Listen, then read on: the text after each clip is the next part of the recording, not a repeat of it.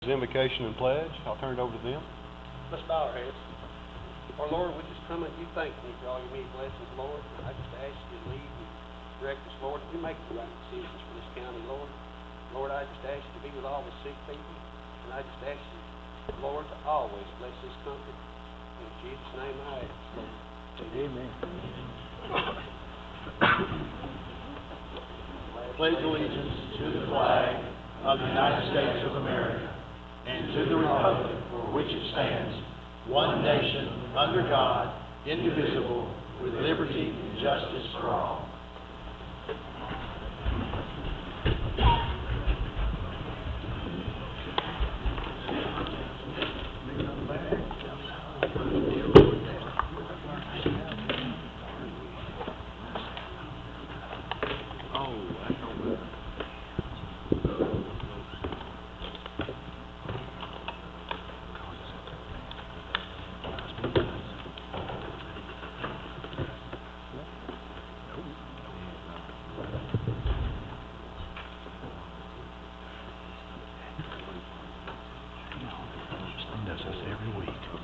Bear with us. We're having battery malfunctions for the recorder.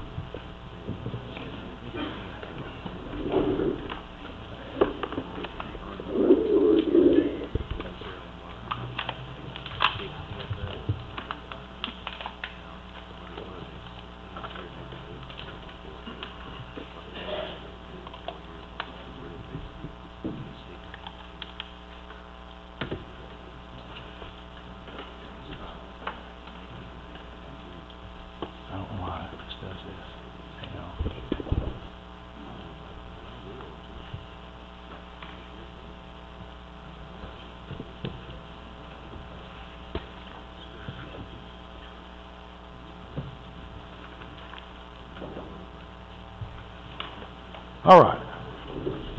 Now, thank you, ladies and gentlemen. And reset the resetter. If you'll take your handsets, everybody press yes for me, please, and stop right there. Just press yes. Everybody press yes. All right. Now, please press confirm for me, ladies and gentlemen. Everybody press confirm.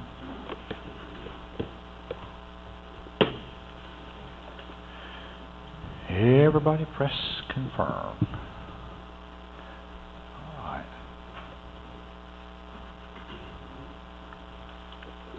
Oh, that's the sound I like to hear, Mr. Chairman.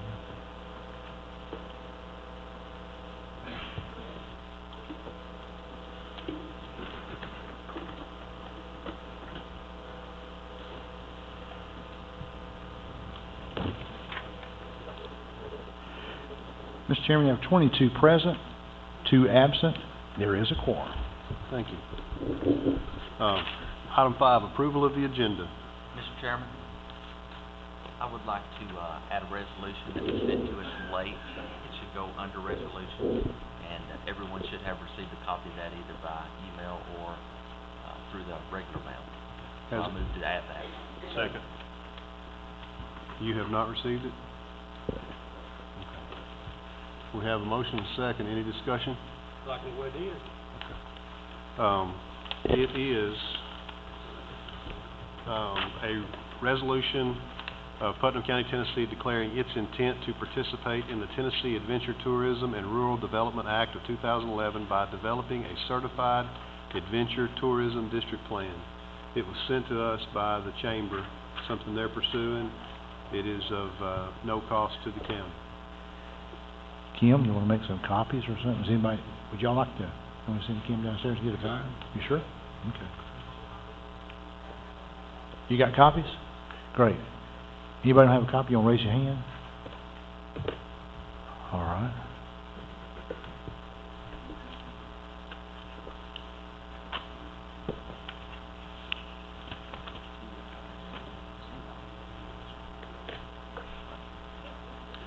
Any other discussion on the motion? All right. All approved, say aye. Aye. Any opposed? Motion passes. Approval of the minutes of the previous meeting. Motion to approve. Second. Motion second. Any discussion? All in favor say aye. Aye. Any opposed? Motion passes. Unfinished business and action thereon by the board. Report of standing committees. Planning committee, No unfinished business. fiscal review, No unfinished business. nominating. No unfinished business. Report of special committees. I think, did we have a couple? We took care of all that last month. We're supposed to vote on the tax freeze Yes. situation, Okay. but it's on the back. So fiscal review, all right. Other unfinished business. New business and action thereon by the board. Report of standing committees, planning committee. Thank you, Mr. Chairman. Item A, the consideration of the change of bylaws presented by the Putnam County Fair Board comes with no recommendation from the Planning Committee.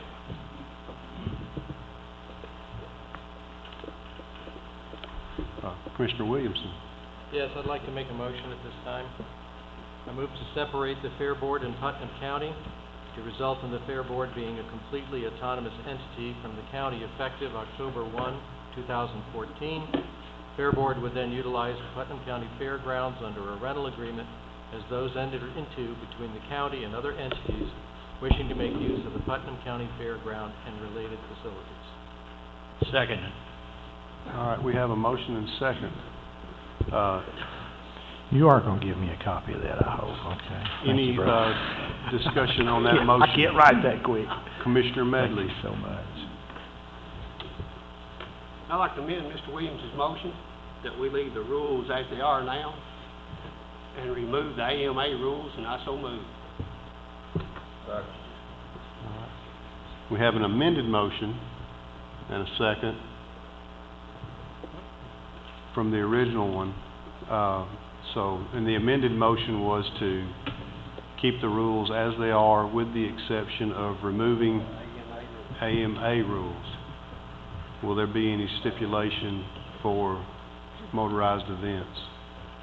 Do they go back to previous to that, or? It'll be back the way it was, you just have to carry the insurance required. Okay. All right, let's see. Any discussion on that motion, the amended motion? Commissioner Gentry. Commissioner, you are up to speak. Oh, I'm sorry. It's all- Thank you, Mr. Chair. I have two things. First, some people perceive that I'm against the Fair Board. I'm not. I'm here to help the Fair Board any way I can. It goes back to their bylaws, and if I may show the chair this one moment.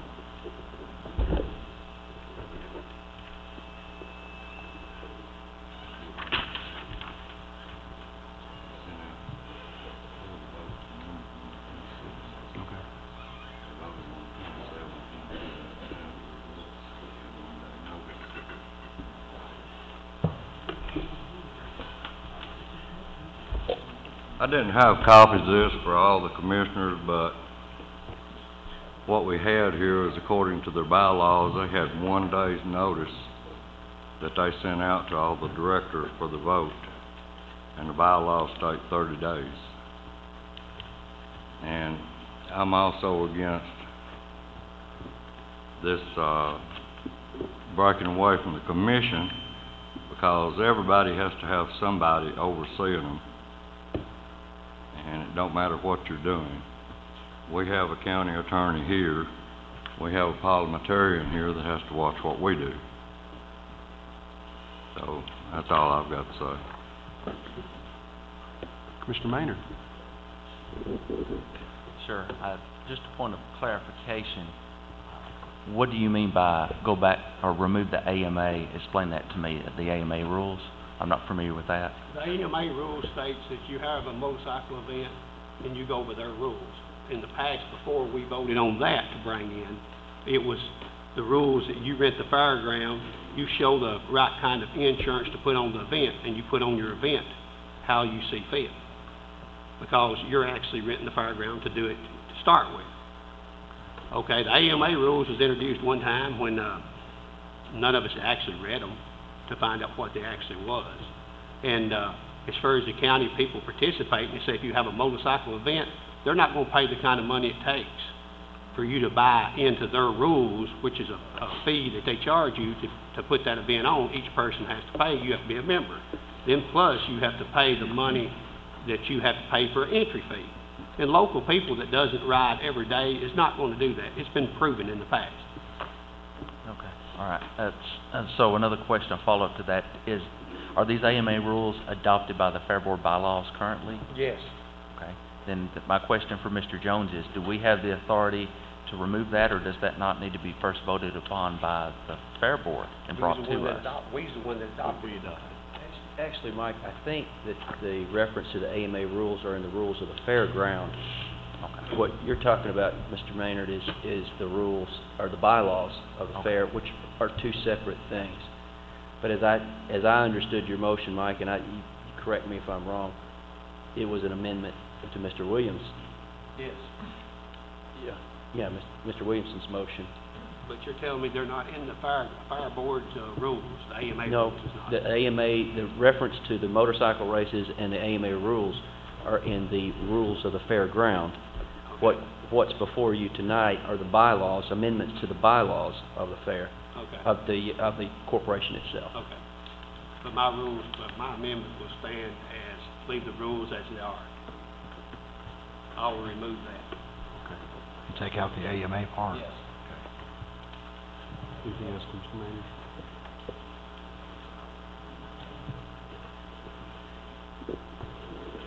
Anything else, Mr. Mayor? No, I'm sorry, I'm finished. Commissioner Williamson? Thank you. The idea of control that Commissioner Gentry brought up and Commissioner Medley's concerns, I think, can be handled in that if the Fair Board is independent, as an independent entity and separate from the county has control via the rental agreement that it proffers for the Fair Board to accept or not. Any rules or stipulations regarding events or whatever can be written into that agreement, and therefore there is the control. And as far as oversight is concerned, because it is covered by a rental agreement, and any stipulations as they may change over time can be put into amended rental agreement if we so choose. So I still think it's the best thing to do in order to give them their ability to develop fairs and sort of determine their own destiny, to separate from the county, and we would have the ultimate control because we have rental agreements that they'd have to live up to.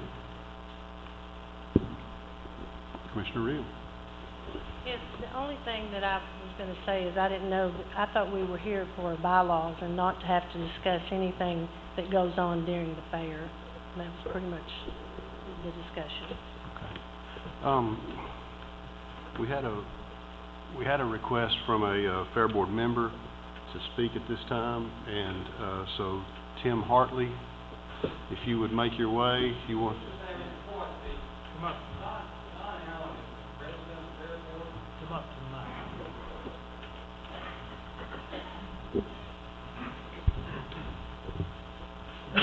mic. John Allen is here, and he's the president of the Fair Board, and I'd like him to come up and explain better so than I could, and then I'd like to have my 3 minutes after he does, because he can explain this. He wrote this, sat down and wrote this. I mean, he knows this, and then I'd like to explain why we need this, if that's all right. Is that acceptable with the commission before we go forward? Okay.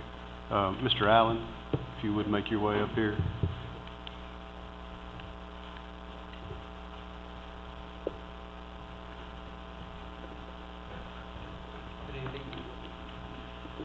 What we've done is try to respond to numerous comments and questions and phone calls from county commissioners to take you out of the process of selecting Fair Board members. That was the initial reason that we rewrote the bylaws. Many of you asked us to do that. You wanted us to take you out of that process. So that's what we've done.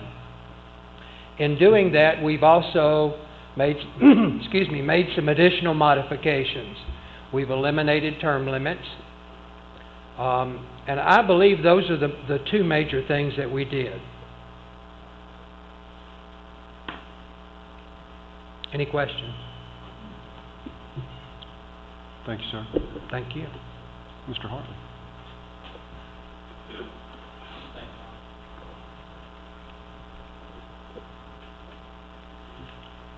Commissioners, I'm before you one more time. I want to explain why I feel personally the Fair Board needs a breakaway, and there's several different reasons here. And bear with me.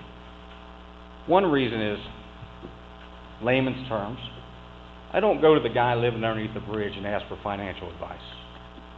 Who better knows who works on this board better than the Fair Board members? If y'all understand what I'm saying there. Now, I know sometimes you hear negative comments about this Fair Board, but I assure you, as a Fair Board member and the Vice President of this Fair Board, the Fair Board today is strong. It's a strong board, it's a healthy board, and it's an active board. And we're generated to put on the best Putnam County Fair that we can possibly put on. You all asked me and elected me to be on this Fair Board, and I agreed. And I think Commissioner Atwood asked me if I would attend the meetings and do the best I could, and I agreed I would, and I have. But saying that, there's one of you that comes to our meetings and in his own personal way sabotages our work. So we're asking to untie our hands and allow us to do what you ask us to do. But give us the chance to break away. Give us the chance to put on the best fair that we can put on. Let us show you what we can do. We don't need people who aren't on this board to come dictate what we can do and what we can't do. Give us that. When you vote tonight, vote your heart. Vote what's right for the citizens of Putnam County. Give us that opportunity. That's all I have. Commissioner Medley? Let me help you out with something. The only reason that you have the Fair Board that you have today is because there is term limit rules. Because if there wasn't, it would be like the past. The same people would still be on the fairground. And the other people that would like to participate to represent this county would have never had the opportunity because you'd have the same bodies on there. Sure, it comes in front of whoever for vote, but who knows who's there. Everybody knows the outcome because that's the way it works. Back years ago, when I first became a county commissioner, Billy Rogers explained to me that in the past, before these rules that we put in effect, that's worked very well for 12 years since I've been here, except when somebody's termed up, they want to change the rules because they don't want to get off. Well, when you got on, you agreed to the rules, as we have. So I don't understand what the problem is every 4 years, why somebody wants to change the rules because they think somebody else can't do the job. That's my problem with the whole situation is when you accept a position as this county commission gives you to serve 2 terms, when your 2 terms is up, you ought to be man enough to step off and let the procedures go on as they have in the past instead of trying to change the rules. That's all I have to say. Commissioner Williams? Thank you. I think there is a great misperception on the part of the public, and to be honest, had I not been elected to the county commission, I might not have known this myself. But the Putnam County Fair is not run by Putnam County government. Putnam County Fair is a corporation that stands alone. We don't pay them, they don't pay us. They use the fairgrounds, so they are a high-profile entity, and a lot of people think the county runs them, but county government does not run them. Now, I own a business. I do not own the building my business is located in. I have a lease with my landlord. He dictates, I can do these things, I cannot do these things. So long as I live by that lease, I can run my business any way I see fit. I charge what I want to charge, I hire and fire who I want to fire. I think that's the relationship we need with the Fair Board. The Fair Board is a standalone entity, and we need to treat it as such. Let's have it a landlord-tenant situation. We can have all the controls we need, there's all the oversight we need, but let the fair run the fair. There are places in this state where there is no county fair board. It's the Rotary Club or it's some other group that runs the fair, and the public is served just as well. So I agree with Commissioner Williamson. I think we need a complete and total separation. My only hang-up with the current proposal is it doesn't go far enough. Let's just have a complete and total separation, and let's handle this through a lease, and let them pay rent on the fairgrounds just like any other entity pays rent on the fairgrounds. Commissioner Atwood? Thank you, Mr. Chair. In all due respect, and Mike, your points are well taken, and I understand them. my rebuttal, because I do think personally that it is the best thing for the county as well as for the fair for a separation here. But I can tell you definitively in argument or rebuttal to your point of term limits, that if, and we continue to utilize, but it's something I know very well, Wilson County Fair, if they had term limits in Wilson County Fair Board, the president and the secretary, who have been the catalyst for that fair for 25 or 30 years, would not be there any longer, and the Wilson County Fair probably wouldn't be the fair, because Hale Moss and Randall Clemens are the two plugs that keep that fair going. So term limits there would hurt that fair. I really and honestly believe that. The second point you made, and again, in all due respect, was no accountability. I think the accountability to the fair board is the same accountability that you and I have sitting here. It's to the public. If the fair board doesn't put out a good fair, they're not going to come, and the fair is going to go away. And you know, to me, therein lies the accountability. I think they feel the pressure to put on a good fair just for that alone, because they have a passion for that. So I don't think either personally of those points alleviates what I think is the best solution, which is a separation. So thank you. Commissioner Short. Sir, is the fair board willing to pay rent? That's not a Tim Hartley question, that's a John Long question. But this whole argument falls apart if they are not. I would think, personally, my opinion, yes. Guys, y'all just hit on some great points. We're just wanting to be able to put on the best fair we can put on without interruption. Who better knows who works that board better than the board? That's all we're asking, no more, no less.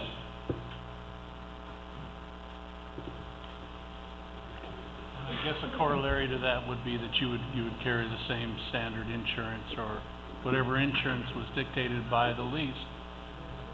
We do that now. Thank you, John. We do that now. I'm just getting it on the record. We currently do not charge rent to not-for-profit organizations. There is, as I understand it, there's no fee charged to a not-for-profit. So that would be a change in your policy if we pay rent. Well,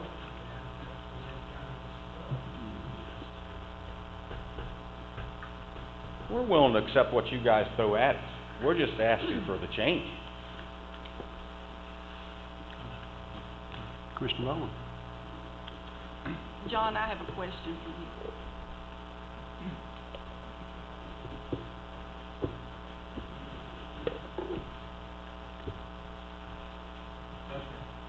In the bylaws here that you were wanting to change, you mentioned you still wanted to work closely with the county executive? yes. Okay, thank you. Kim, I have a question for you. If this is changed, will we be charging them? Is that up to us or is that up to you?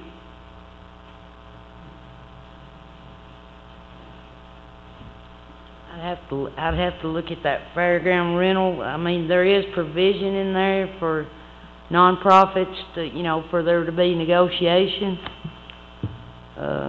I would think that they'd probably be happy to pay it if they get what they're asking for tonight. So would we have to go back and rechange our bylaws, or would you be willing to do that? Would you charge them $2,500 like everybody else? Would they be charged? Is other people charged the $2,500 if they rent it?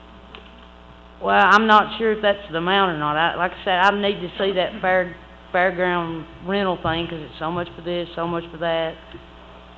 And I'd have to see what the whole fairground cost, and the power, the electricity for the fair is significant. Right now, during fair week, the fair board pays the electric bill, because it's so much higher. But would they have to pay the $2,500? That's my question. Or would you let them get away with it because they're nonprofit? Well, I would think that I would do whatever the majority of this commission wants me to do. That's that's not my, you just still didn't answer it. I really don't know how to answer you right now. Well, I they think- they didn't pay for the truck, right? When they had the truck pull after the fair, they didn't pay. So that's my question. If they don't have to pay, is anybody else gonna have to pay?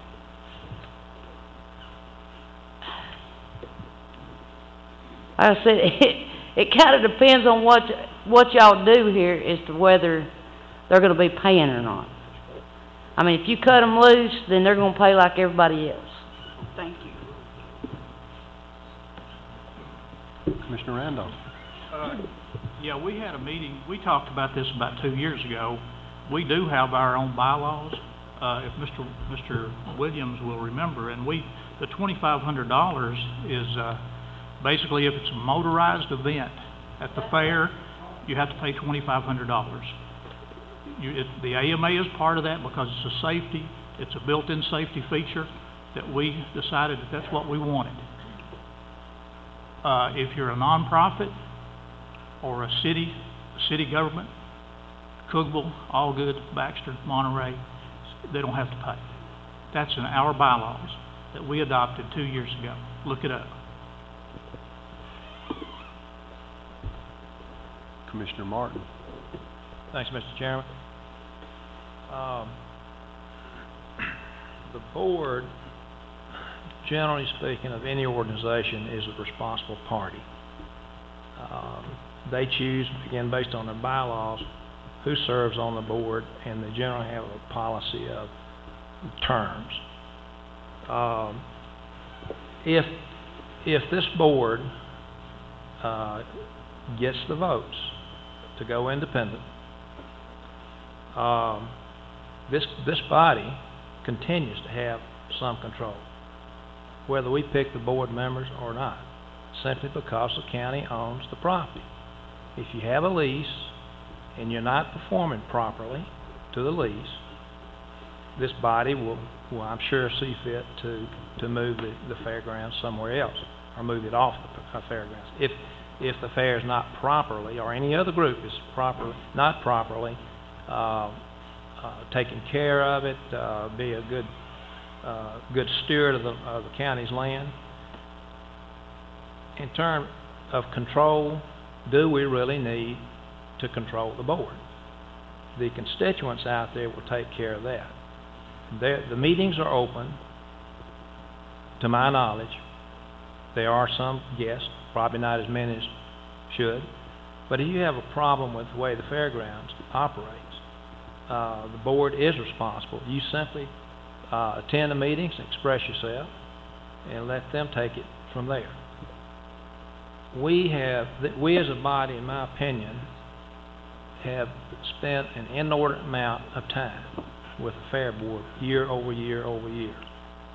The last several years, I believe this would be a true statement.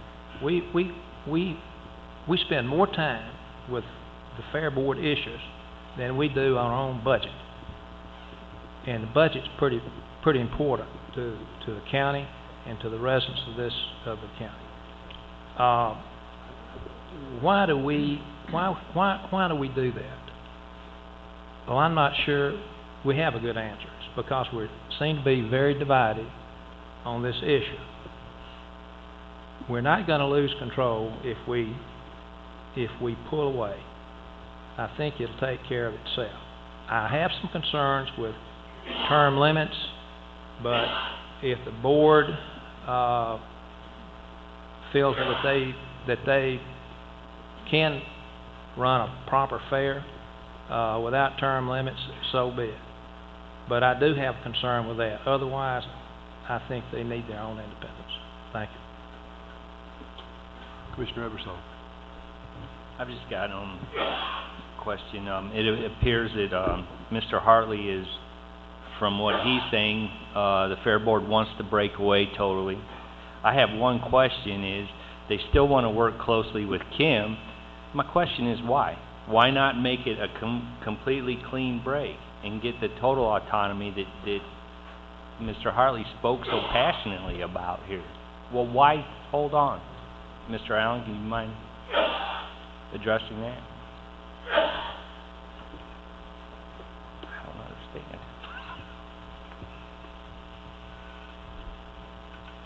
I think the board in general felt there needed to be some kind of connection to the county. I mean, we can help you with the fairgrounds just as much as anybody else can as far as assessing the situation and making the improvements. So I personally feel we need some connection to the county, and it was legitimately such that we would stay connected to Kim's office. The board will take it any way you want to give it to us, I guess, at this point. If you feel we need to make a clean break, we'll make a clean break. But we have, that part of the bylaws stated that we would work in conjunction with the county executive, and we left that. Well, if you want autonomy, I think it should be a totally clean break. I agree with Commissioner Williams on that, and actually I also agree with Mr. Williamson's motion to just, go it and the board take care of it the way it works. Okay. So, Is that enough? thank you. Sure. Mr. Medley? My question is to Jeff.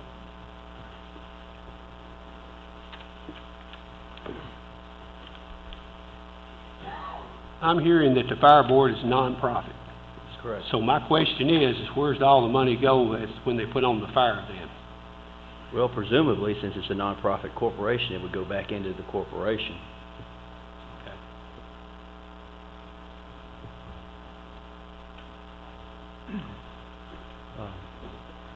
We will vote on the amended motion. What is the amendment? We got to vote on the amendment. Oh. Yes, sir. Who's on the Fair Property Development Committee?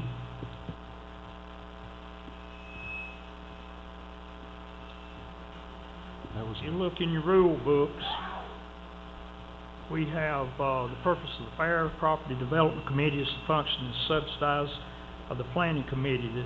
And it was passed on full commotion October 16th, 1995.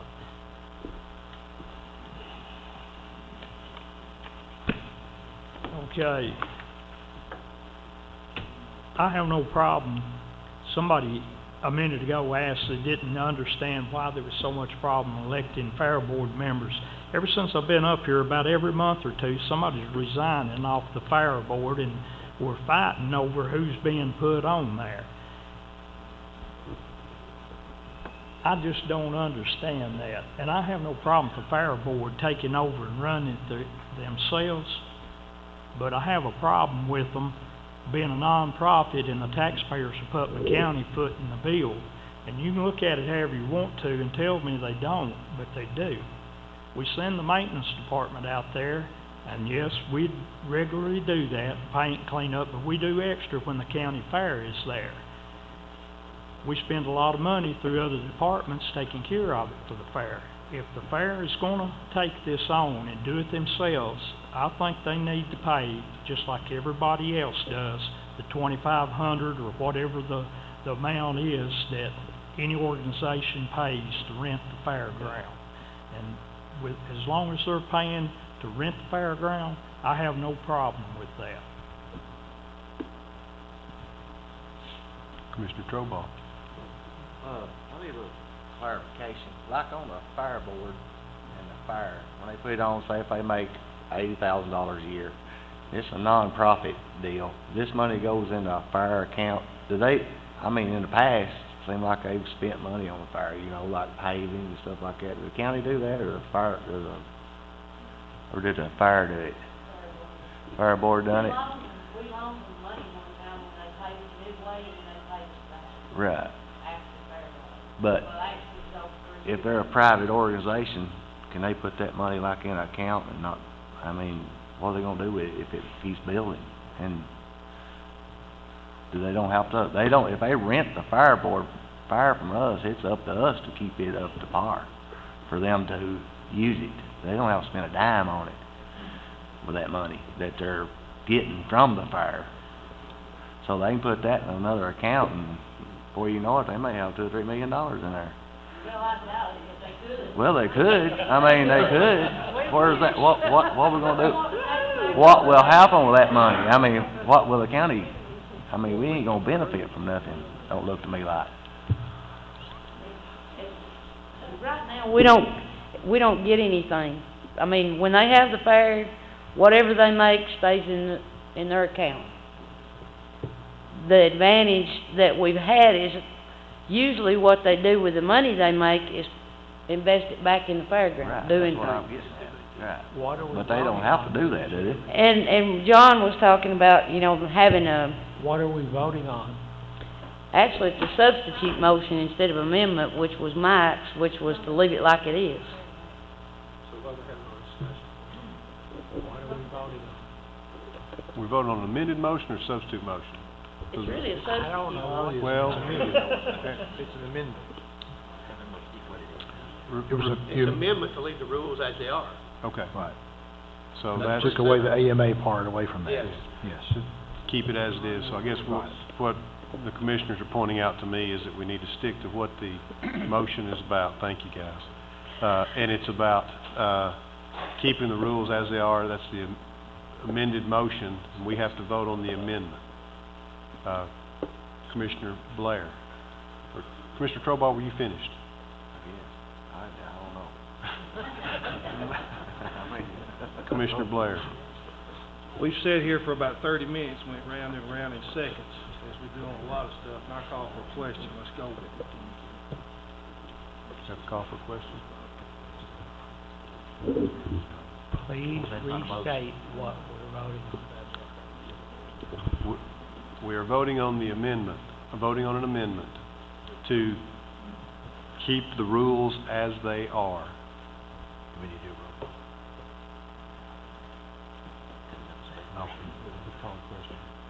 Question is just a request, it's not a motion for each debate, that's totally different, All it's right. not Commissioner May? binding. Just means he wants us to shut up. All right. Well, whatever it is, I do wear, Kevin, my bad, sorry. Let's vote. I'll make it quick. In October, when we were going through our 2-month appointment process, at the beginning of that, there were 2 things I heard from the Fair Board. They didn't have enough members, they needed more help. And at that time, they were wanting us to go from 2 terms to 3 terms. We actually voted to give them 3-year terms, which we rejected. And now here we are about 5 months later, and they're asking for no term limits, and they're not asking for any more help. And I really don't understand why that has changed so drastically in that short amount of time. You know, the term limit thing really bothers me. When you're allowing people to do their own appointing and there aren't any term limits, that just bothers me. And I can't support the bylaws as they're presented here tonight with the way they're written, so I'm not going to vote for it.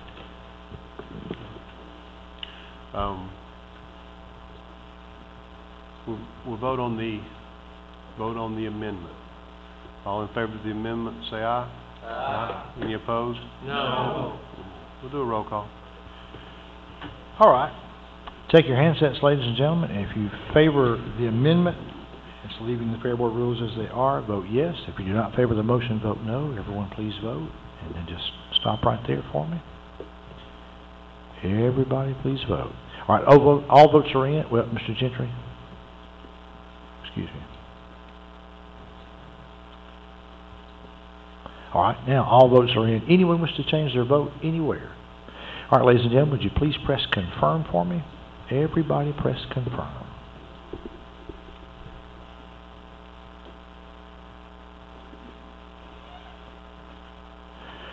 All right, Mr. Chairman, you have 14 voting no, 8 yes, 2 absent. Motion fails. Okay. Now you're back to the Back to- original motion. Back to the original motion made by Commissioner Williamson. And I guess we need to restate that motion before we vote, just to make sure everyone's clear. Let me read it to you. All right, his motion is to separate the Fair Board and Putnam County to result in the Fair Board being a completely autonomous, that's the way you say that? That's a big word, brother, for a country boy, entity from the county effective October 1, 2014. The Fair Board would then utilize the Putnam County Fairgrounds under a rental agreement as those entered into between the county and other entities wishing to make use of the Putnam County Fairgrounds and related facilities. All right. Let's just do a roll call vote. All right, ladies and gentlemen, if you take your handsets, if you favor that motion, the original motion as presented, then vote yes. If you do not favor that motion, vote no. Everybody please vote.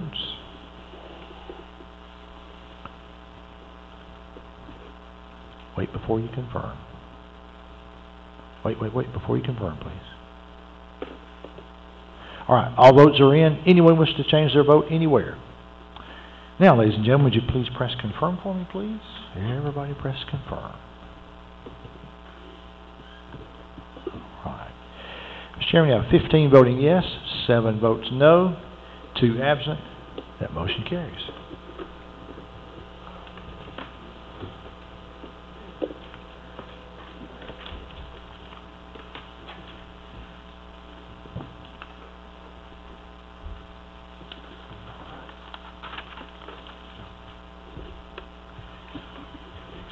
Thank you, Mr. Chairman. Item B, the Planning Committee recommends approval of the Regional Planning Commission recommendation to correct measurements for Old Ridge Road and make changes to the road inventory list, and I so move. Second. Motion is second. Any discussion? All in favor say aye. Aye. Any opposed? Motion passes. Item C, the Planning Committee recommends approval that the name of the soccer complex be the Putnam County Sports Complex, and I so move. Second. Have a motion is second. Any discussion? All in favor of the motion say aye. Aye. Any opposed? Motion passes. That brings us to fiscal review. Thank you, Mr. Chairman. Fiscal Review Committee, item A, recommends approval of budget amendments to the county general, sports, and recreation funds as presented, and I so move. Second. Have a motion is second. Any discussion? All right. All right, seeing none, if you'll take your handsets. If you favor the motion, vote yes. If you do not favor the motion, vote no. Everyone, please vote. Okay. All votes are in. Anyone wish to change their vote anywhere? And please press confirm for me, if you would, please, ladies and gentlemen. Everybody press confirm. Everybody press confirm. Mr. Atwood. All right. You have 21 voting yes. Mr. Chairman, 1 no, 2 absent.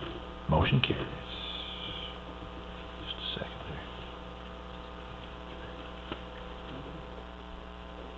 Thank you, sir. All right. Item B, Fiscal Review Committee recommends approval of the budget amendments to the general purpose school fund, and I so move. Second. Having a motion and second. Any discussion? All right, seeing none, if you take your handsets. If you favor the motion, vote yes. If you do not favor the motion, vote no. Everyone, please vote. All votes are in. Anyone wish to change their vote anywhere? Please press confirm for me, ladies and gentlemen.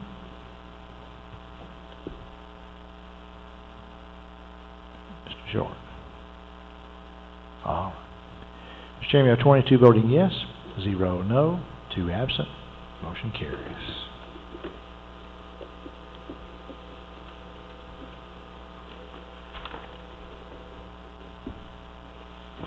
Item C, Fiscal Review Committee recommends not to adopt the tax freeze program and to continue with the current tax relief program, and I so move. Second. We have a motion and second. Any discussion?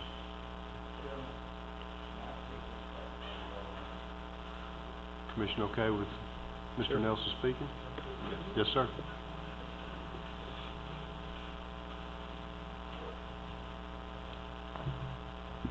By me speaking tonight, I've got a dual purpose here. And just to bring you up to date on some things. The committee did recommend that there not be a tax freeze.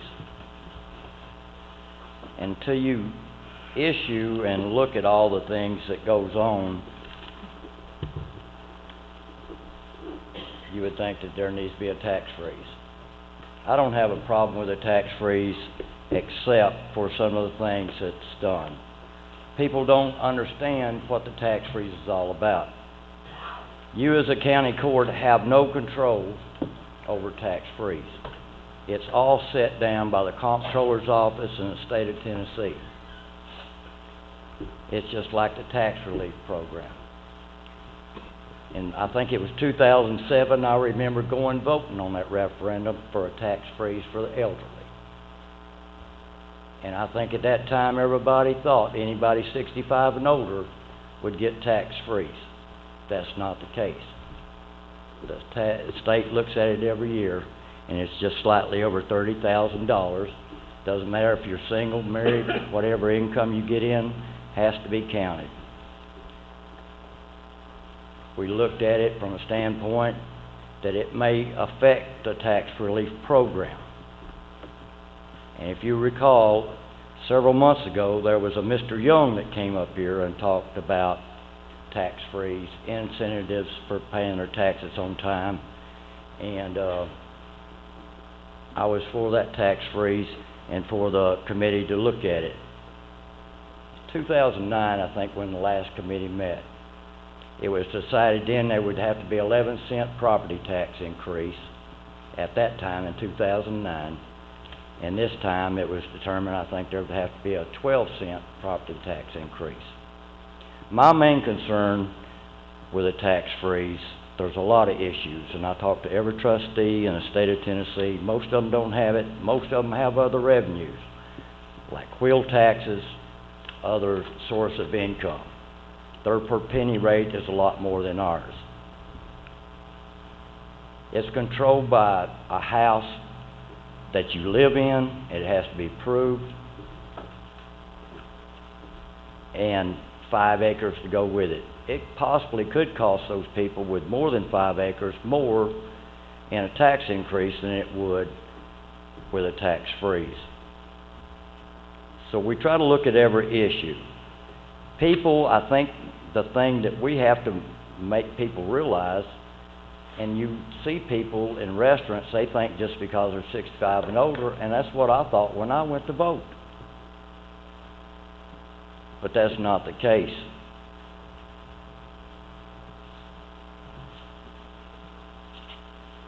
I've told you time and time again, tax freeze is the best thing the state of Tennessee does, and is the best thing that this county does.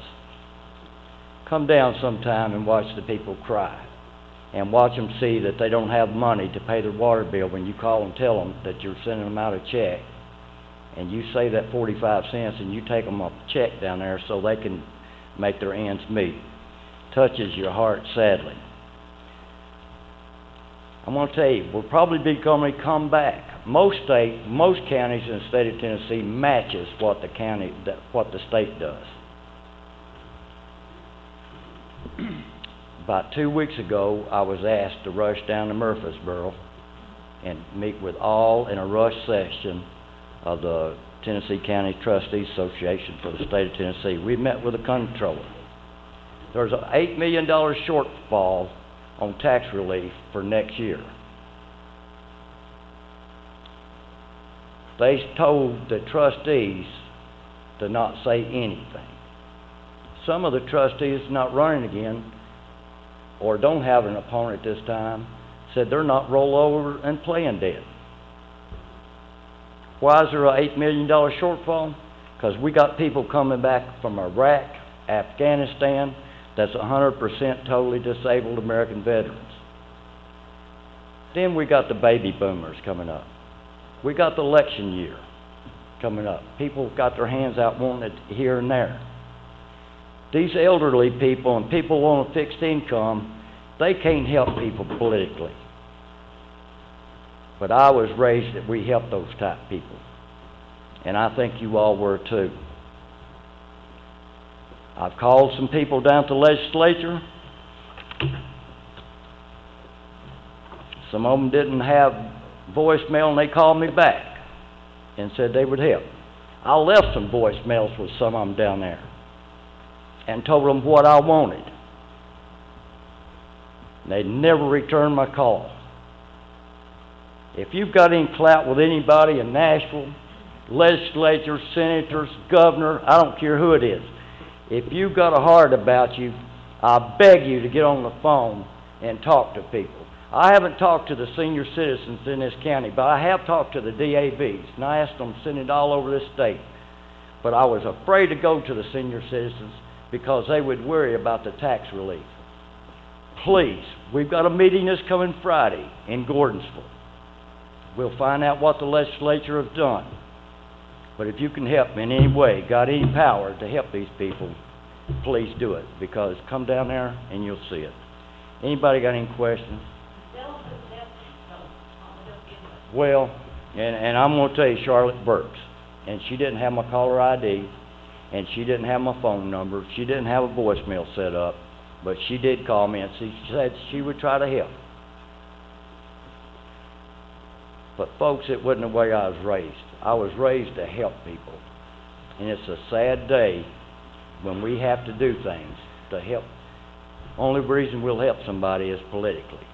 And I'm going to tell you, one gentleman here, a trustee in one county, Sue Neal remembers a comment about tax freeze. Go for it, Freddie. It'll help you politically. If I wanted to help myself politically, I would have stayed here that day. I went to Murfreesboro when a group of people wanted me to come here and thought it would help me in the race. I wouldn't have went down to Murfreesboro fighting for the people that need the help. I'm sorry, but I'm not upset with you all, but the system is terrible, people. I remember the last thing when they tried to get me to re-up when I was in the military. They fed us a very good breakfast, and the last thing the first sergeant told me when he seen we weren't going to retire. And when something happens like this and they're not down there fighting for the people that need the help, and I believe in the Bible, if you don't work and you're able, you don't eat.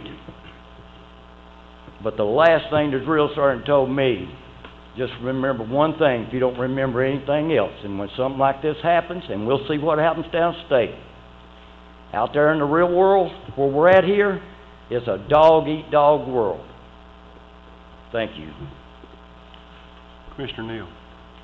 Let's make sure that we don't get tax freeze confused with tax relief. Now, Freddie, you're talking about tax relief, correct? I'm talking about tax relief. It's going to be $8 million shortfall. Okay, I just wanted to make sure they didn't get tax relief confused with tax freeze. Tax relief is for the very needy, and we're already taking care of that. No one in Putnam County has been turned down as of today. But what we're voting on is the tax freeze, which would almost immediately raise taxes 12 cents. What I'm afraid is going to happen next year is that the state's going to cut it back, $8 million shortfall. And this is what's going to happen, and I didn't mention this. Two things is probably going to happen with tax freeze, the comptroller says. Number one, let's say they got $32 million. They need $8 more million. They're going to do one or two things the way that they explained to us last week. First come, first serve. The first ones able to pay are going to get it. The others, after that money runs out, will not get a single penny. You're going to have elderly people losing their homes. Number two, everybody has to pay in full. There's people right now, if it wasn't from the state, $173, and what the county gives, $100, and that doesn't seem like a lot to us probably in property tax. These people would not be able to pay their taxes on time. And then what they're going to do is divvy it up and then give them the money back. And that's going to hurt and cut them way back too. So. But I forgot to mention those two options. So that's what the comptroller said, told us last week anyway. So thank you for clarifying that. But tax freeze and tax relief is both controlled by the state of Tennessee. As far as the income limits. So, anything else that I missed? Anybody know? I passed out the information last week to all the commissioners explaining why we didn't think we should join the tax freeze party, because it would almost be immediate 12-cent raise. But you can help with the tax relief. Any other discussion?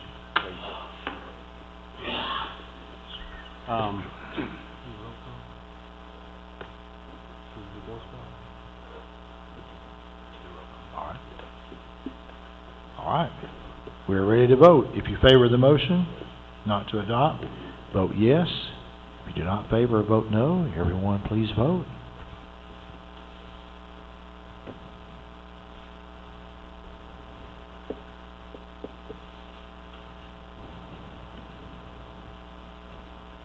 All votes are in. Anyone wish to change their vote anywhere? All right, ladies and gentlemen, would you please press confirm for me, please? Everybody press confirm. Mr. Chairman, we have 19 voting yes, 3 no, 2 absent. Motion carries.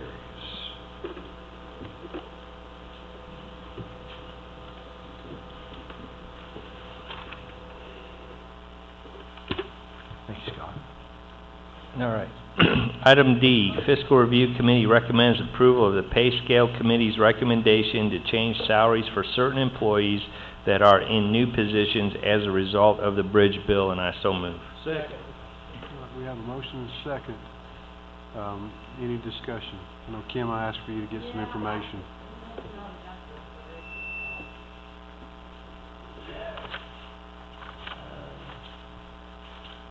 It should just read, recommends approval of the Pay Scale Committee's recommendation to change salaries for certain employees. It was something that David had requested, and I think the confusion came is the way they were gonna, David had asked to fund that was through the savings because of the implementation of the bridge bill. This is just a request that David made to the Pay Scale Committee, making a couple more ranks or something in his structure. Sorry, Scott, she sent like 2 or 3 correct? I know, I mean, it was a mess up, but I'm talking about my desk. What were, I mean, the justification for that was through the bridge bill and the savings that he showed, but we had asked for the cost involved, so we'd not have a true net worth. That was on there,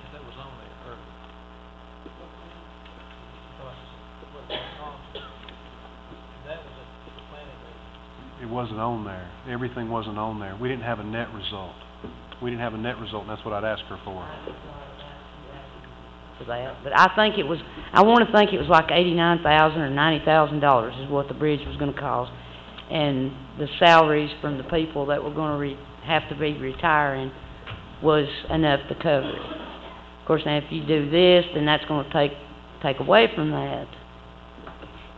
But I'm pretty sure it was about 89,000. Wait a minute, Kim. Commissioner Medley. You're talking about the people's salary that's retiring is covering this. That's what you're saying. Well, that's the money he's asking to use to... Yes, but that's automatically gonna cause a tax increase in the future because when their salary rises back up, so you're just going about it in a circle because this will cause a tax increase in the future. And you're saying he's asking for new positions? No, it's not new positions, it's just Well, that's what you said when you sat down, but now you're saying it's just a difference in the rank structure. yeah, it's not new positions, it's new, You're raising their pay scale. Let me tell you what you... yeah. Tell me what I say. Help her, David. There are no new people being hired based on this request right here. There will be 5 people given compensation for being FTOs, field training officers in the jail. As I said earlier, that today they get nothing. And when you're a training officer, or field training officer, your liability goes up somewhat because you're the one training.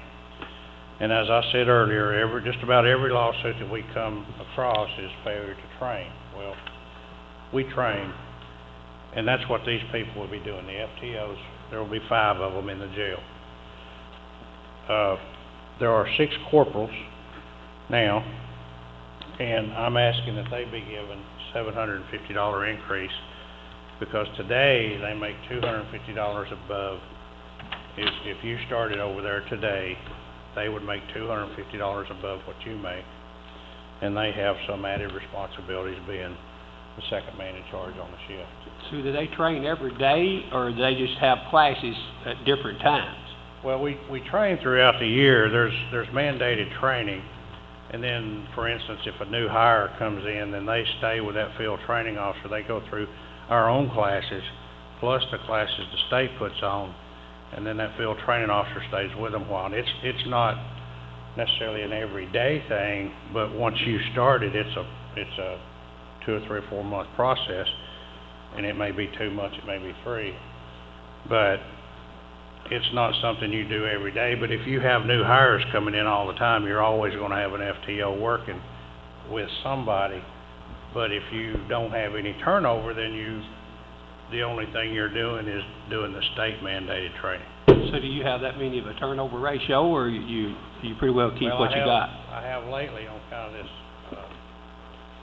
bridge bill, of course, and then starting salary for a correction officer, I believe, is $25,000, and quite honestly, yeah, we have some turnover on account of that.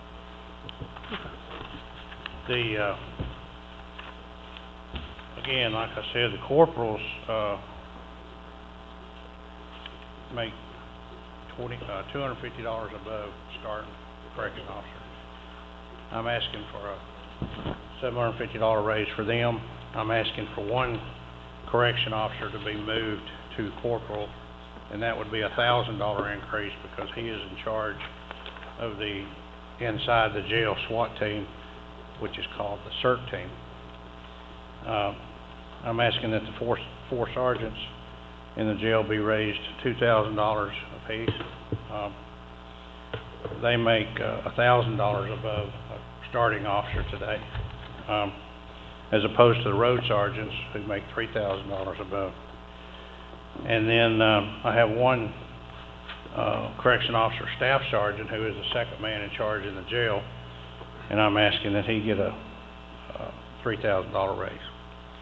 And I'm also asking that we have FTOs on the road deputy part of the sheriff's office. They too train, and I'm asking that they be given $500 a month for their efforts and for their responsibility. And the total cost of this is $21,000. That's what Kim said. Anything else, Commissioner Medley? Commissioner Neal? Commissioner Neal? Simply put, you've had senior employees that have left, and someone else is going to have to fill the role, and you are training them to do that. So the bottom line is there's no extra cost. There will be no further cost in the future because these people that have resigned will not be there, and these people will be taking their place. So it's just like in any other situation. When the senior management or team leaves, you have to educate those who remain to do the job. Is that not correct? It is correct. Thank you. Commissioner Williamson? Yes, from what I have seen in my work history, it is pretty standard that you would give a pay supplement for additional responsibilities, liabilities, or whatever. So I was kind of surprised when David brought this to us last week and the FTOs weren't already receiving some kind of pay supplement for the work they do. So I absolutely, positively think this is the right thing to do, to compensate these people accordingly, and I'm certainly supporting your recommendation. Thank you. I need to speak to this matter, so I'll step down and turn over to Pro Tem Blair. I've been advised to go to the podium.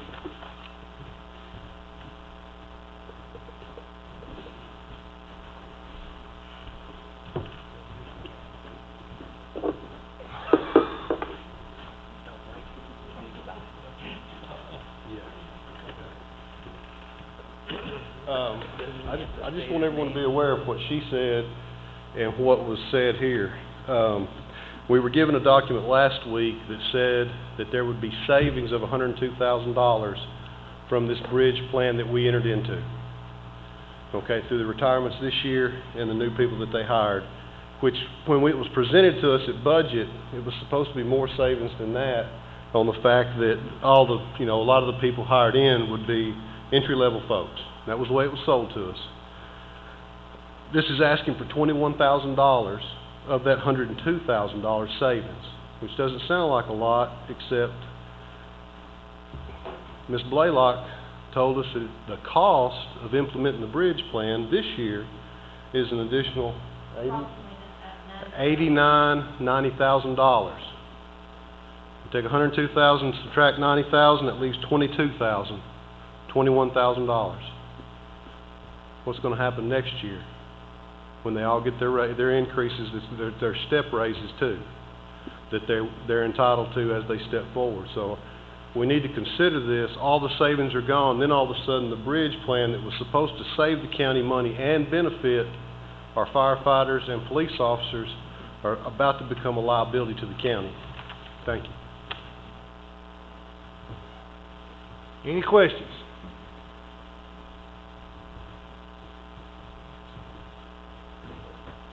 I'll turn it back over to Chairman Savage. Yes, sir. Oh, my bad. Okay. If no questions, if everyone will get ready to vote, Mr. Neighbor. All right. Thank you, Mr. Pro Tem. If you favor the motion, vote yes. If you do not favor the motion, vote no. Everyone, please vote. You guys may need to have to swap handsets right there. Good deal. Thank you, sir. All right. Did good. All right. Everyone, please vote. And then just stop right there. Wait. Before you confirm, please. Mr. Duncan. Wait before you confirm. Mr. Duncan.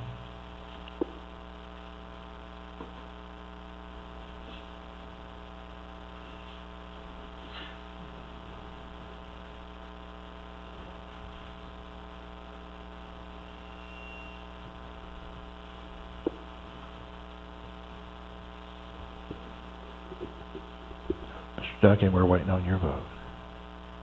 Thank you. All votes are in. Anyone wish to change their vote anywhere? All right, ladies and gentlemen, please press confirm for me, please. Mr. Chairman, we have 16 voting yes, 6 no, 2 absent. Motion carries. Yes, that's correct. So I turn it back over now to Chairman Savage. Thank you, Mr. Pro Tem.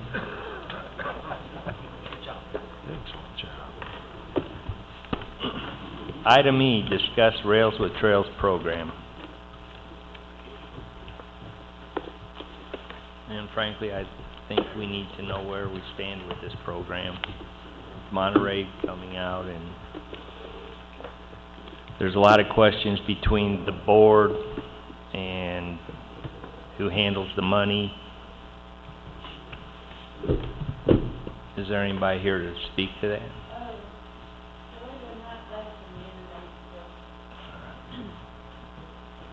Commissioner Medley, I'll allow you to go ahead and speak. I'd like to make a motion, we withdraw from this, and I so move.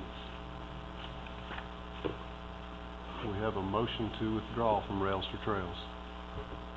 I don't believe this is the vote on discussion.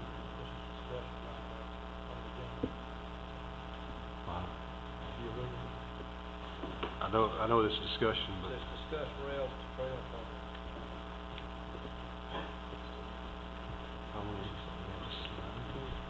I'll say this motion dies for lack of second.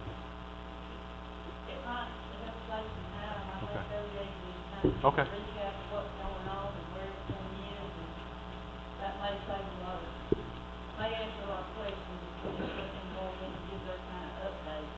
No problem.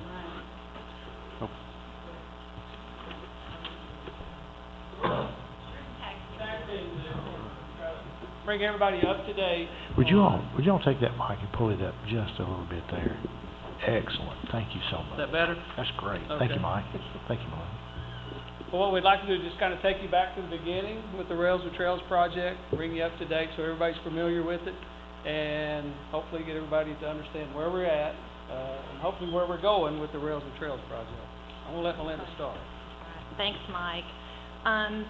We tried to put together some information on kind of a factual timeline, if you will, to kind of help clarify maybe some of the concerns that are on the table as far as Monterey, and then how they're kind of separate from the grant process. Back in February of 2005, the 4 governments, City of Allgood, City of Cookeville, Putnam County, and the town of Monterey, created the Tennessee Central Heritage Rail Trail Authority. That authority was created by an interlocal agreement that was drawn up and signed by those bodies that created an organization that would basically oversee and manage the trail as a asset for all of the community. At that time, they also committed to putting in a certain amount of dollars for match. Then for a 2006 grant that was awarded at the federal government level, a federal high priority project that was $2 million, 80-20 match back in 2007, also applied for a transportation enhancement grant that was an 80-20 match of $700,000. The HPP money, the $2 million, is a very broad and general use grant. It can be used for construction, for right-of-way, for design, for planning, etc. All four governments signed that contract. The Transportation Enhancement Grant that was obtained later in 2007 is construction-only monies, okay? All four governments signed that contract. In 2007, Crouch Engineering was hired to begin the master plan development and design for this 19-mile trail from Cookeville to Monterey. At that time that master plan was created, the estimated cost for that trail was over $5 million. That was in 2007. So clarification point number one, there was never enough money obtained initially to build the whole project. Never, ever has there been enough money to build the whole project from day one, okay? So that's point of clarification number one. In 2008, Monterey, with county's assistance, and I think partly Cookville's as well, they went and got a TDEC, Tennessee Department of Environment and Conservation grant, to build a piece of trail from the farmer's market to the ball field. The two previous funding sources, grants that I mentioned, the HPP and the Transportation Enhancement, are TDOT monies. TDOT monies are federal passed down from the Federal Highway Administration. TDEC is actual state money. Big difference, okay? State money can be used more freely, more easily. Actual federal money that is a pass down through the state, especially when it's TDOT, has tons of strings attached. In 2008, there was another grant obtained to build trailheads in at the Cookville Depot, at Cinderella Park, and the Allgood Ball Fields. And then in 2011, another transportation enhancement grant was obtained. The last two grants that I've spoken of were only signed by the three governments, Allgood, Cookville, and Putnam County, in that wasn't funds that were going to be expended, if you will, in the town of Monterey, because there were trailheads for Cookville and Allgood. Obviously, there was no reason for Monterey to sign a contract on a grant for that. And then, as well as the 2011 enhancement grant, which is construction only too, was probably just going to be enough to get us from Allgood to Paragon Road, maybe Green Mountain Road up there. So there's your funding basically to date. Some of the grants are 80-20, some of them are 50-50.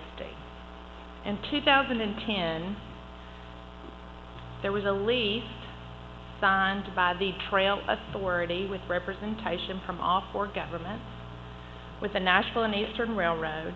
A signing payment of $50,000 was paid out of those TDOT grants that all four governments signed for that initial signing bonus to the Nashville and Eastern, with the lease payments to be made by the Trail Authority with funds as per the interlocal agreement. Each government would commit equally to the operating budget of that Trail Authority. Then the Trail Authority, who actually is the lease owner, would make those lease payments. They're also responsible for the liability insurance on that lease. So the Trail Authority has the authority, the power, and the ability to manage, maintain, pay for that project with the support of the four local governments, okay? In 2011, it became very apparent we had some huge design flaws in our existing master plan. For those of you who have been elbow to elbow with us in this project, you know when I say huge design flaws, it is an understatement. Since then, we have taken funds through the HPP broad use grant to get some redesign done on pieces. TDOT required we break the 19 miles up into 4 segments. The best way to need an elephant, let's take it phase at a time. So that's a quick little update on the grants that have been obtained and the role that the city of Cookeville has played in grant manager, if you will. The Trail Authority itself is a separate entity. They are not the grant managers. They haven't before been able to apply for grants. Now they probably could. They are incorporated and have applied for a 501c3 status as well. So the goal was to really do what we could to facilitate the project until the Trail Authority was up and running and able to do it as a group on their own. So that's a quick little timeline, and then Mike will share with you some of the financial information and how we facilitated the matches on those grants.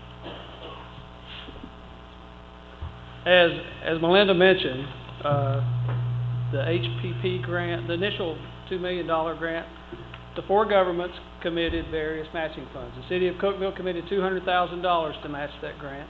Putnam County committed $100,000.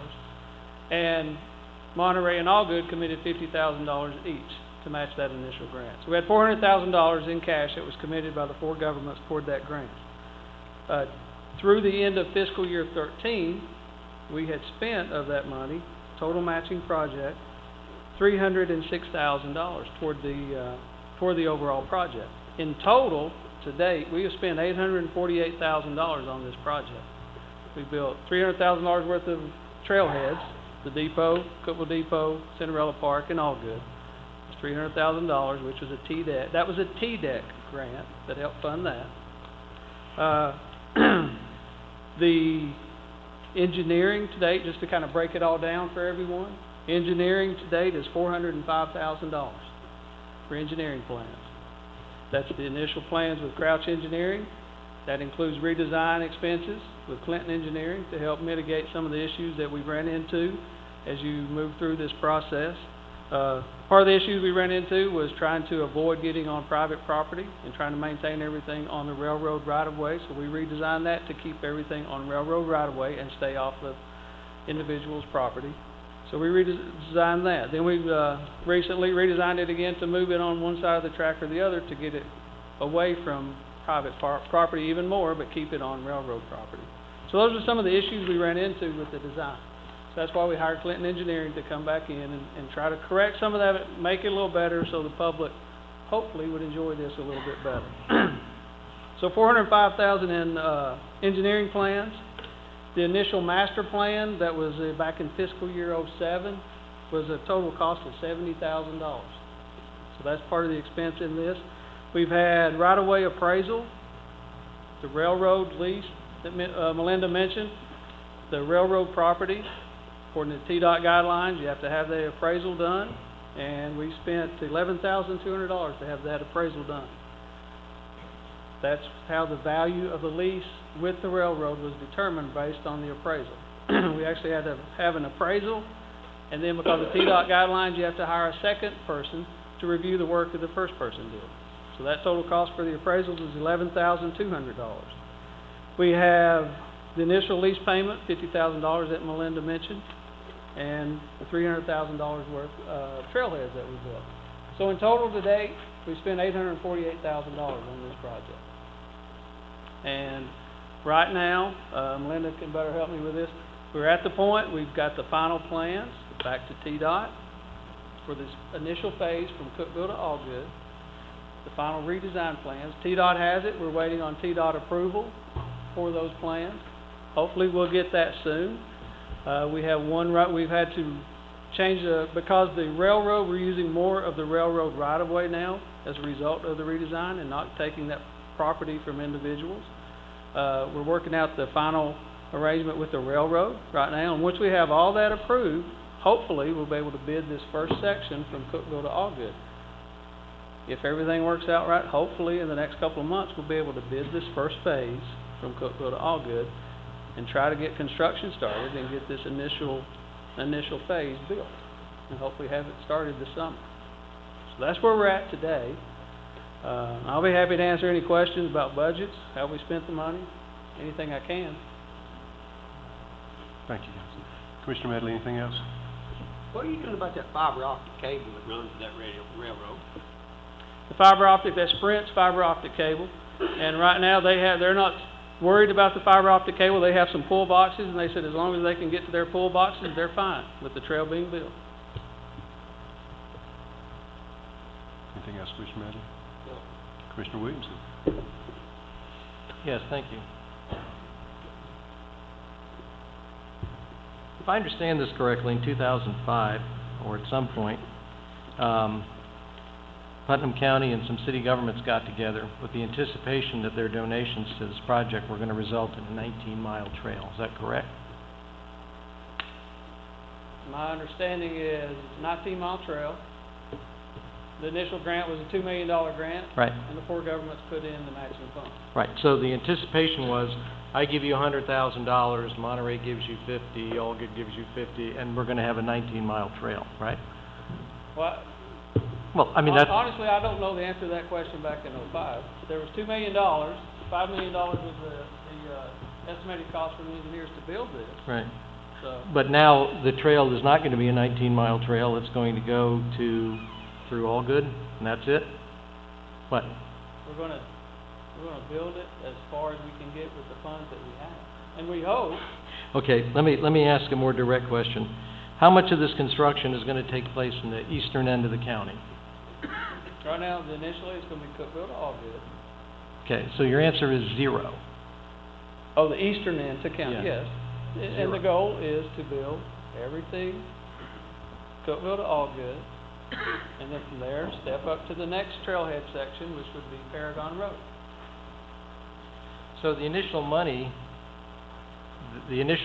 that were donated are really not going to be toward a 19-mile trail. They're just sort of going to take care of what's going on right now. That is not true. Okay. The $2 million that was initially obtained, because it is the broader piece of money, will have to be spread out as far as we possibly can to purchase right away as we go up the mountain into Monterey. So that $2 million again, which I'll be honest with you, may not be enough. When do you think that Monterey would see a trail linked from Cookville to Monterey? Honestly, I could not even begin to imagine. So, in essence, they've donated money for a project that may not materialize? No, sir, they've donated money. They donated $30,000 of the $50,000 that the town of Monterey. To date, $19,000 of that money has been expended on their portion of the plans of which they have trails built on, and to help cover the lease payment for the whole 19 in that original $50,000 signing bonus. Let me ask you this. You said that the engineering was completed for the entire 19 miles? Engineering master plan was done, and then we're working on it phase by phase to... Okay. I have in the budget here that approximately $350 was spent on engineering expenses, and this work was not completed satisfactorily because we had to spend an additional $85,000. Did we make any efforts to recover the money that was spent that was useless, for useless work? And if not, why didn't we? We have used the initial plans, Crouch engineering plans. We've used those, but we're tweaking those as we go. I'm not sure what... Well, I didn't hear tweaking. What I heard was the plans had enormous problems with them, and that was an understatement, and yet they're still keeping $350,000, and then it cost us to incur another $85,000 to fix their plans. So my question is, why didn't we pursue getting the funds back for work that was not satisfactorily completed? Because we're utilizing their plans. The Crouch engineering plans, we're utilizing those plans, and we've redesigned sections of those plans. To be honest with you, to answer your question, we absolutely made every effort to work with that particular engineering company, which was chosen because they were the engineer of record for the railroad at the time. They're excellent railroad engineers, but apparently they're not very good trail engineers. So in hindsight, Mr. Williamson, we would have loved for that not to have happened. But I don't think anybody standing here in front of you in any way wants the perception to be that we didn't make every effort to be good stewards of the dollar. Can you tell me why it's been so difficult for people that when they've asked for full disclosure on this project, they received answers like, you don't want to know, you don't want to know, and that includes people on the Trail Authority?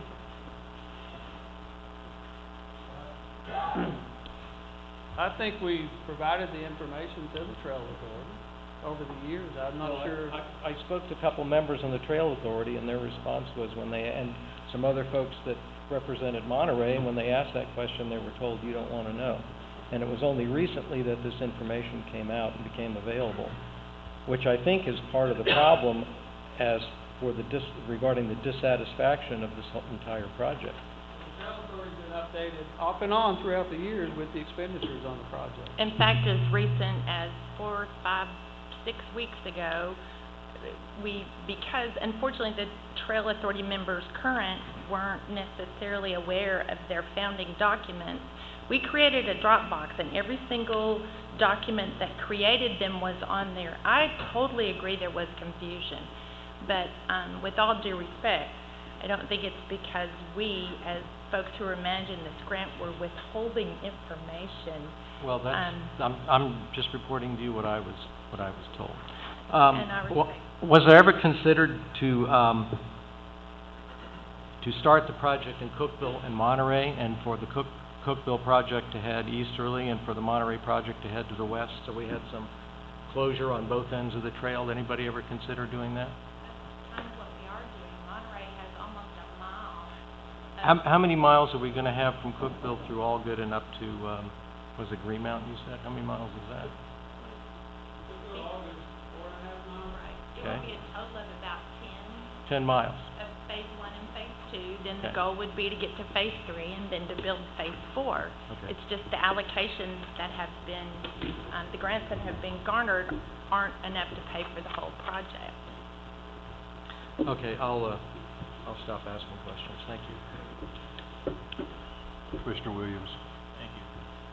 I keep hearing rails to trails and rail trail used. Can you explain the difference between, because I think they are two separate things, are they not?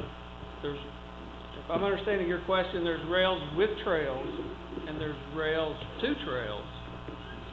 But I'm not sure if that's what you're really asking. Well, I'm seeing here, I know there are some programs that are called, I think, rails to trails, where it's an old railroad bed that has been converted to a trail. Well, our paperwork says rail to trail, but I think the railroad is still in use. So what is the correct term that we should be? Rails with trails. Okay, so we probably need to make a note of that in our things here. The other thing, you talked about some major design flaws. Can you elaborate on that a little bit? For one example, as we started moving forward from, say, the Coople Depot, we'll be going along city sidewalk. It came into the university area, which I think initially the bodies that were working on the project really felt like it would be great if it would interact with the university. Initially, it was supposed to go behind the president's house. The president didn't very much want that. So it ended up that the design we got came through and took out a considerable amount of parking at the university, as well as an electrical transformer and some of the decorative light poles. So in working with the university, it was determined that that wasn't the best way for the trail to, intersect with the university. So we moved it to where it wouldn't take out all that parking and it wouldn't take out the electrical transformer and cost so much money. So that's an example. Wouldn't it just follow the railroad track? In some places, there's not enough room. For example, if between 7th and 8th, if you're behind the coal plant, there's no room. The railroad has very strict requirements about how close we can get to the actual railroad. Okay, so these design changes are what's caused all the additional cost, or much of the additional cost? Some of it too was the initial plans were using private property, where we'd have to purchase that right away. Those property owners didn't want to sell, they didn't want the trail. So the only other option at that point is to redesign it, try to work it out with the railroad and move that hopefully over to the railroad. Now, that private property that was in question, was that within the city limits, or was that outside the city? Within the city, okay. And that's where you were trying to move to accommodate the university? You might have to go different ways, or? Accommodate property owners, we might have to do it different ways. I think one of the things we all need to be critically aware of is that in order for the trail to move forward as it goes up the elevation change up the mountain, it is considerably on private property. And so the grant will have to purchase right away an easement from those individuals if they so choose to grant it. If they do not, then there's no appetite there for us to move in any kind of direction that would say we're gonna take it anyway. Nobody wants that. So at the onset, our goal is to do the best we can with funds that were obtained almost 9 years ago on a concept and a plan and a vision that may have had some gaps and holes, but it's too late now. We've got the money. The citizens deserve an incredible project. And our goal is to make it happen cost effectively with matches being made where the communities are receiving the benefit. We have not matched Monterey's money with a thing that has gone in Cookville and Allgood. $11,000 of their money is still sitting in the bank. Thank you. Commissioner Ludwig. Can you explain to the commission the confusion of moving it from one side of the track to the other and then back to where it was originally? Melinda may have to help me with this. I don't think we've moved it from one side to the other side and then back to a side. I don't think that has happened. Have we done that anywhere? I don't think so. All we've done is, in some places, the trail may be next to industrial on one side of the tracks, a homeowner on the opposite side of the tracks. The trail may have initially been on the homeowner's side, so we try to move it over to the industrial side to get it off away from that homeowner. That creates other challenges on the, say, the industrial side, because there may be drainage issues on that side or something we're having to deal with. But we've never moved it from one side of the tracks to the other side, then back to the other side of the tracks, as far as I know. No. That was not my understanding. Well, that's just... It originally started out on the north side of the tracks, correct? It goes all over. That I'm trail talking about in town. It crosses... in Cookville? Yes, Cookville. I'm talking about in Cookville. In Cookville, it's on the north. It started on the north, but not all of it's on the same side of the tracks. At different places throughout, it crosses the tracks for different design reasons, but it crosses.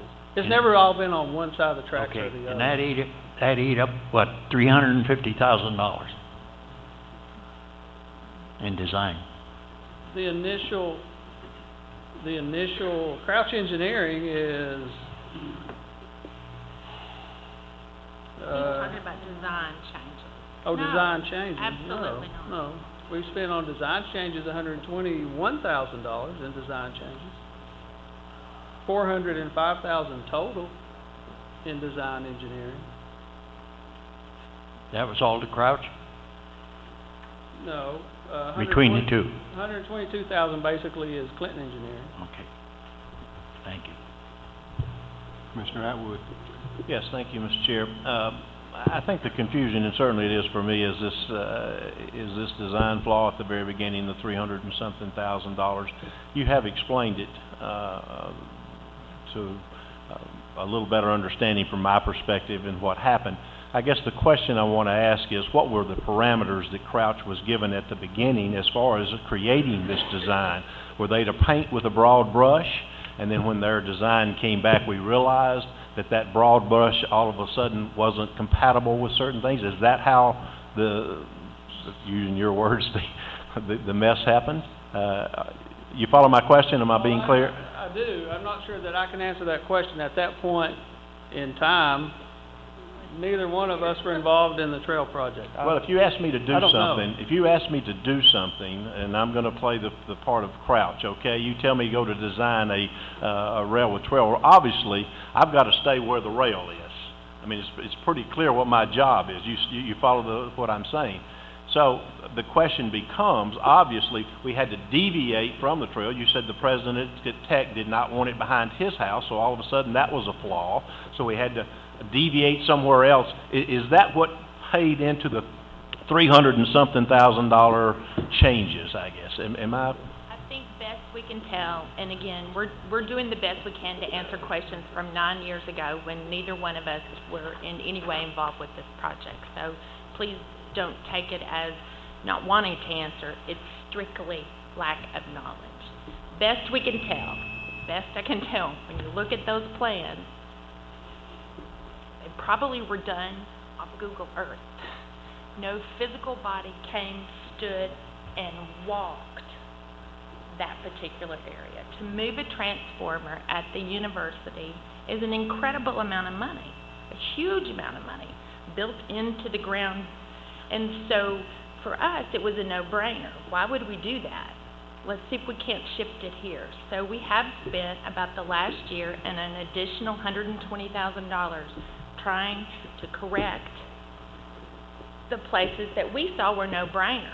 Why would they have done that? Well, they couldn't have come out here and walked it. So to answer your question, that's the best I can do is what, all I know is what I've actually been involved in. And so. And I think that, I think that plays into Commissioner, to Ron's question at the very beginning as it related to why haven't we gone after it. It sounds to me like that we asked them to do something. They supplied us with what we asked them to do because our parameters weren't distinctive enough to pin it down. And hence, once we got it back, then all of a sudden we found out what they had done was not compatible with what we wanted them to do. And if that's the case, then we really don't have any repercussion to go back to collect any money because we didn't give them the parameters at the beginning to design it that way. I mean, am I being accurate in? I think it's a fair statement. Yes. And you are all welcome to come look at the scopes and the RFIs that were sent out by the group that birthed the concept and the idea. They're all in the files. Those are open records. And anytime anybody, and Mike and I would like to say, I've personally had 2 trail members come to my office, take the time to come and go through the files. I so respect that and appreciate you taking the time to find out the information. We'll set up a meeting, a workshop. Anybody that wants to come, anybody who wants to take over the grant management, anybody that wants to love this project on through, we'll be more than happy to go shoulder to shoulder and have at it. Thank you, Mr. Chairman. Commissioner Medley. I want to have one question. Yes, sir. Do you have any idea what this project complete, how many millions it's actually going to cost? You know, that's really hard. In 2007, they were estimating $5 million. You know, that's been almost 8 years ago. I would venture to say, I'm afraid to. I can tell you our quantities and our bid specs ready for phase 1, Cookeville to Allgood. And this is just an estimate. It has not gone out to bid. This is just an estimate is $1.3 million. So I'm assuming to say that this project's going to be at least $10 million? You've got a lot of elevation changes, a lot of cut, a lot of fill, a lot of private right-of-way to purchase from once you get out of municipalities. You know, it would be hard to say. Probably $20 million. I'm not going to speculate. I have no idea. Thank you very much. I would like to just close our comments with saying that apparently the goal, when you go back and look at the documents, was the governments to work together to the whole benefit. And I understand Monterey's frustration. Mike and I both do. But I do think that $19,000 of their financial commitment to the grant has been realized very easily with the plan, the master plan development, and the plans in general, as well as negotiating the lease. The Trail Authority will have to make decisions based on Monterey pulling out on how to handle their portion of the lease and how to handle their portion of the liability insurance, which, if I recall, by the lease is $5 million liability. Commissioner Blair. Yes, of course, y'all, like you said, y'all wasn't around when this first started, so you're kinda getting blindsided here on a lot of stuff that you can't help, and I understand that. But I would think when this was first set up, with all the governments inside Putnam County signing this document, that everybody would be aware of how this was supposed to operate. And the way I'm understanding it, correct me if I'm wrong, but y'all take care of it and disperse it out to the others as you try to get it in, or does each city apply for themselves? Of the grant funds that have been awarded to date, the ones that are going through the city of Cookeville, the city is managing those grant funds. And with the matching funds that have been given by the 4 governments, we use that to match the grants that we've received as we spend that money. As we spend the money, we invoice the state, they pay us 80% of the HPP money back to us, and we use the matching funds for that other 20%. Right. So, as I said a while ago, up on the mountain, y'all got, roughly 1 mile done up there, 3/4. Well, that's a whole lot better than we got on the western end, 'cause we ain't got none. But, you know, we're still hanging in there. And it's nothing against y'all. Well, and Monterey did that .88. Monterey Right. got another grant that helped build that section of that trail. And, you know, how many people shows up at your meetings when you have them?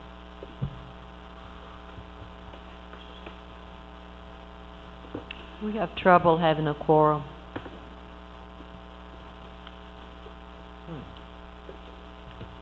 Sounds like it could be where a lot of the problem is, but I've never had no problem getting any information out of you.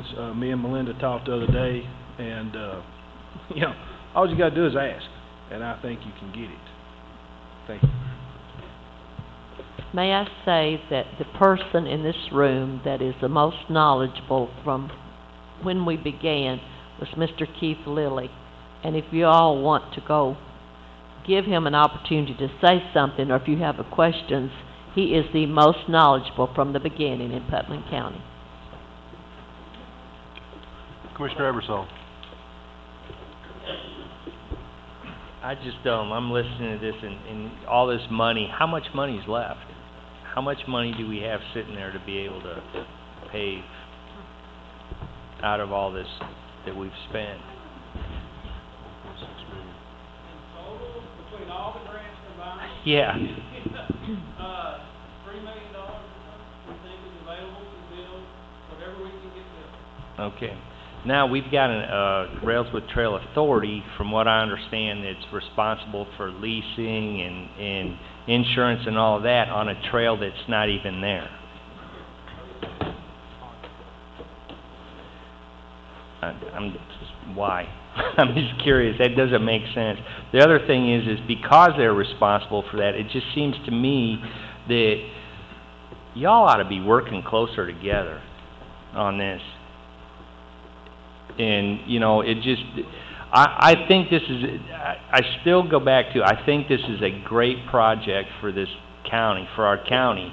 And for all of this to come up now, I mean, let's move forward. That's what I'm for. We've got $3 million. What are we waiting on to, what is it that we're waiting on to do now? For this first section, go to office. Waiting on Tennessee Department of Transportation to approve those construction. And do we have any idea when that might be?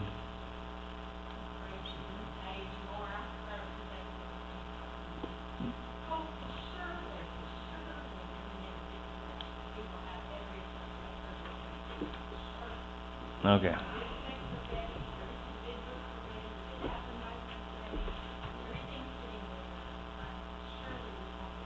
No, and I just need to make another suggestion. I wouldn't use Crouch Engineering. That's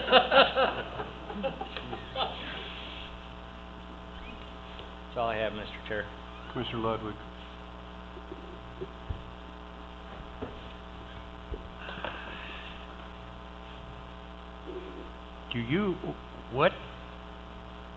Who do you oversee when this,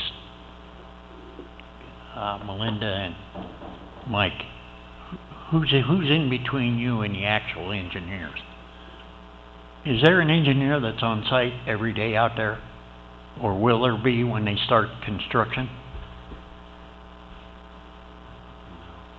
When construction starts, there will be an engineer and inspection firm that's hired to oversee the construction of this. That's part of the TDOT requirements.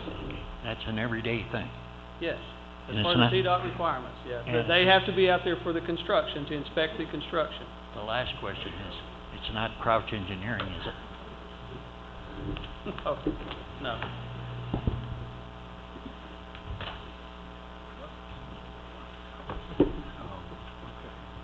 Keith, we didn't expect the amount of money we had to cover it from the beginning, correct?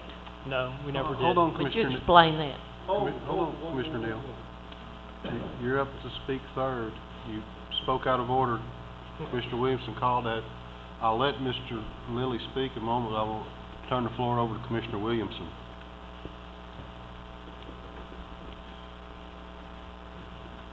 I heard you say that Monterey got its 19,000, whatever, money's worth out of what it contributed to the original project. Did I hear you say that? Okay, well, Monterey was anticipating a 19-mile project, so I'm gonna... I understand that, for you to say that Monterey got it, part of its share, and had to go out and get another grant to do 3/4 of a mile in Monterey, I don't think really reflects the situation as it existed. Clearly, they were thinking that their donation of $50,000 was going to be for a 19-mile project. I sure hope not. $50,000 matching for a 19-mile trail. I would hate if they were given that perception. I thought you said that initially. I thought you said that No. everybody signed on for a 19-mile project. That was part of it. They did, and that was the initial match on that initial grant that was gotten. You know, it seems to me that going up the mountain, you're going to see a lot of construction problems. And I would strongly recommend that, well, if I'm going to continue to support this project, and I think it's a great project, that it seems to me that you might want to consider handling the middle of this project last, and then the next phase of this project be moving from the eastern end of the county west, because I think that construction would be a lot easier and would be a lot better, easily accomplished. And then you have a situation where you can attract people to this area to use 5 miles, let's say, or 10 miles down at this part of the county and have 2 trails as opposed to 1 incomplete trail. And you save the most expensive construction for last. And that, I think, would... It's a great suggestion. I Okay. think everybody would be willing to discuss that. Good, that would be terrific. Thank you. Commissioner Neal. Sue. Commissioner Neal. I just wanted to ask that one question. I thought that would clear up some things. I'm sorry. I'm sorry, I was out of order. No. Mr. Lilly. Ladies and gentlemen of the commission, my name is Keith Lilly. I've been in the community for about 25 years, and for 25 years I've had a vision of seeing a trail going up the mountain to Monterey from Cookeville. When I first moved into the area, I saw the trees growing in the right-of-way of the railroad and thought that that was a Rails to Trails project, but quickly learned from Eldon Leslie that he wanted to see the railroad, and I wanted to see the railroad come back. And some years later, we got the idea of a Rails with Trails, and again, the key word being with. I have been the chairman of the Rail Trail Authority over a 6-year period from 2005 through 2011, and so I've been involved in some of the decision-making processes early on. I should have stood up earlier and taken some of the heat here that's coming on Melinda and Mike this evening, but back when we were making initial decisions about choosing Crouch Engineering, as I recall, there was a list of criteria of what we were looking for in an engineering firm, and we certainly believed that Crouch, with their experience with the railroad and knowing what the railroad was doing along that entire 19 miles, could help us make quicker and more precise decisions. I've got rolls and rolls of the master plan, engineering plans from Crouch Engineering, and we went over and over of moving the trail from north to south sides of the railroad to try to find the best path. And all along the way, having to get TDOT approval and railroad corporation approval So it's a tough task to do a rail with trail. Could we call just a 5-minute recess? Certainly, yes.